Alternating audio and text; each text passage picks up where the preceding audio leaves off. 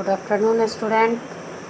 जैसा कि हम लोग क्लास 6 के लिए चैप्टर 6 व्यक्ति का पुनर्निर्माण शीर्षक के आधे भाग को वीडियो के माध्यम से समझ चुके थे।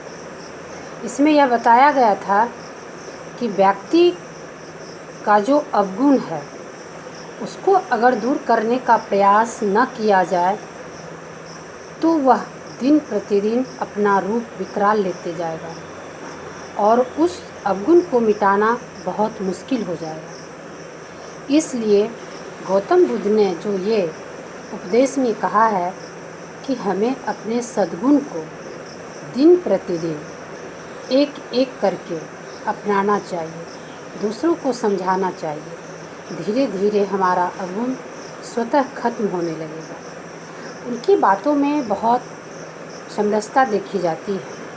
अवगुणों को दूर करना, सद्गुणों को अपनाना, ये दोनों का अर्थ की दृष्टि से एक नहीं है। इसका उत्तर हाँ या नहीं दोनों में देना होगा।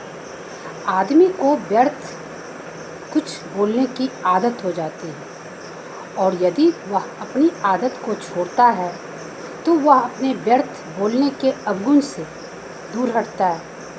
किंतु साथ ही अनायास अगर वह मितभाषी होने के सद्गुण को अपनाता है तो वह धीरे धीरे अपनी आदत में सुधार कर लेता है। जैसे कि एक उदाहरण के द्वारा इस पाठ में समझाया गया है कि व्यक्तियों को जब सिगरेट पीने की आदत होती है तो वह छोड़ने के लिए जब विचार करता है, अपनी मन में ऐसी भावना लाता है कि यह बुरी आदत है, मैं इसे छोड़ दूंगा। लेकिन समय होते ही उसका मन उस ओर खिंच जाता है और समय पर फिर वह सिगरेट की चाहत करता है और किसी न किसी प्रकार से वह उसे हासिल कर लेता है। दूसरे दिन फिर वह सोचता है कि मैंने ये क्या किया, मैंने तो संकल्प लिया कि मैं सिगरेट छोड़ूंगा, लेकिन उसकी आदत जो है वह बनी थी, पूर्व से लगी हुई थी, इसलिए उसे छोड़ना जो था उसके मन की बात नहीं समझ में आ रही थी। इस तरह से 2 दिन 4 दिन इस तरह से करते करते उसका मन जो है यह बातों को कबूल करना लगा कि मुझे अब इसके लिए दृढ़ संकल्पित होना पड़ेगा। उसके जगह उन्होंने सोचा कि ठीक है, जिस समय मैं सिगरेट पीने के लिए जाता हूँ उस समय मैं अमृत रूपी दूध का सेवन करूँगा। और 2-4 दिन ऐसा ही किया। वह उस समय जा कर के गर्म दूध पी लेता था। धीरे धीरे उसकी आदत जो है वह बदलने लगी और उसका यह आदत जो है दूसरे को सीख देने के लिए भी स्पष्ट हो चुकी थी कि व्यक्तियों को जब अवगुण को दूर करना होता है तो उसके लिए दृढ़ संकल्पित होना पड़ता है और उसके लिए प्रयत्न करना पड़ता है। ऐसे दुर्गुण समाप्त नहीं हो सकते हैं। जैसा कि इस पाठ में यह उदाहरण के द्वारा बताया गया कि सिगरेट पीने की आदत को दूध पीने की आदत से छुड़ाया गया, तो इसके लिए पहले उसकी भावना जागृत हुई कि यह हमारे अंदर एक बड़ा सा अवगुण है जिसे हमें दूर करना है। दूसरी बात यह कहानी में स्पष्ट होता है कि यदि आपसे कोई कारण पूछे कि सच्चा जो गुण होता है उसको अपनाने के लिए आप क्या कारण बताएंगे, तो सच्चा कारण एक ही है, आप नहीं चल सकते क्योंकि आप समझते हैं। अगर आप गलत रास्ते पर चलने के से पहले आपको यह पता हो जाए कि यह रास्ता गलत है तो उस पर चलने से पहले आप सोचेंगे।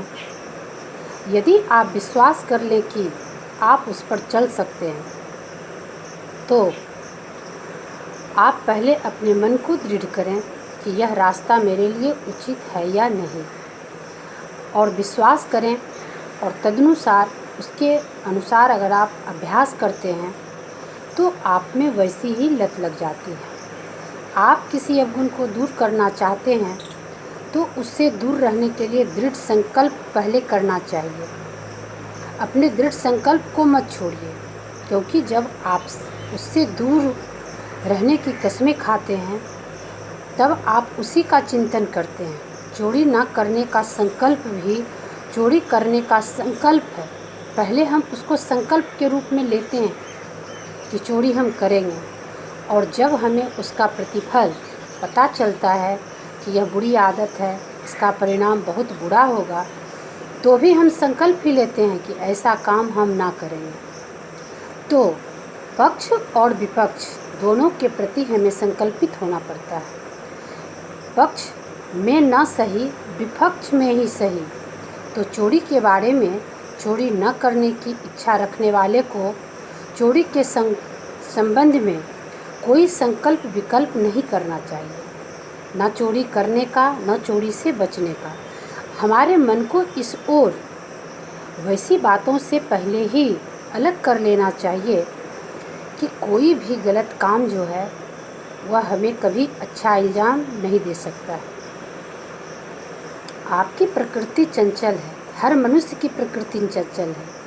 आप अपने गंभीर स्वभाव की भावना यथावश अपने गंभीर स्वरूप मन से करते हैं, और यह अचिर काल में ही आपकी प्रकृति बदल देती है, यानी आपका स्वभाव बदल देता है। प्रकृति का अर्थ यहाँ स्वभाव से बताया गया है। यदि आपकी प्रकृति अस्वस्थ है तो आप अपने ही स्वस्थ स्वरूप उसको सुधारने की भावना मन में रखते हैं कि हमारा स्वास्थ्य किस प्रकार सही हो। इसके लिए हम उपाय करते हैं, इलाज करते हैं। उसी प्रकार अगर हमें कोई अवगुण है तो उसके लिए चिंतन स्वतः ही करना पड़ता है। शायद आपको गंभीरता, अस्वस्थता, शांति की उतनी आवश्यकता नहीं है जितनी दूसरी लौकिक चीज़ों की है।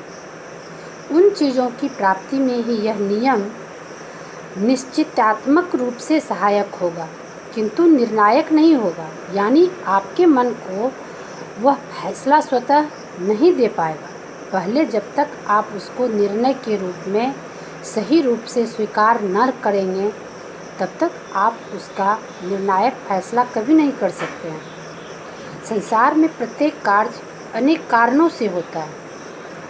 कोई भी कार्य जो होता है उसके पीछे बहुत से कारण छिपे होते हैं, और कोई कारण जो होता है वह प्रतिकूल होता है। स्थिति के अनुकूल न होकर वह विपरीत दिशा को अपना लेता है। अकेली भावना क्या करेगी? कोई भी व्यक्ति अपने तरुण शरीर को बलवान बनाना चाहता है।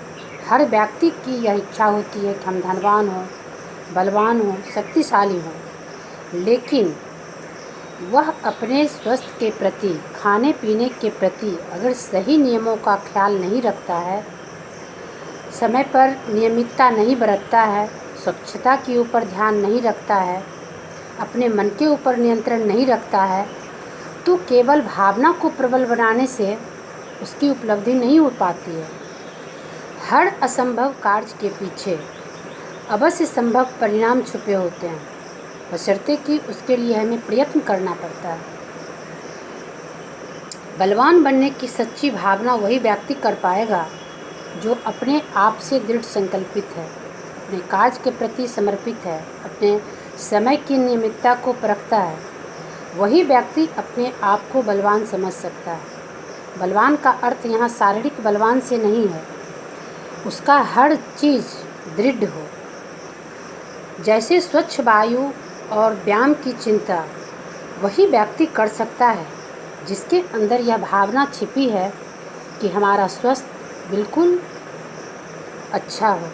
तो वह उसे चिंता होती है कि हम कहाँ जाकर व्यायाम करें जो हमें शुद्ध हवा मिलेगी। वैसे व्यक्ति को क्या ख्याल होगा जो अपनी दिनचर्या को इस रूप में जीते हैं, जब मन हुआ सो गए, जब मन हुआ जग गए। तो वैसे व्यक्तियों की कल्पना जो होती है कभी परिपूर्ण नहीं हो पाती है।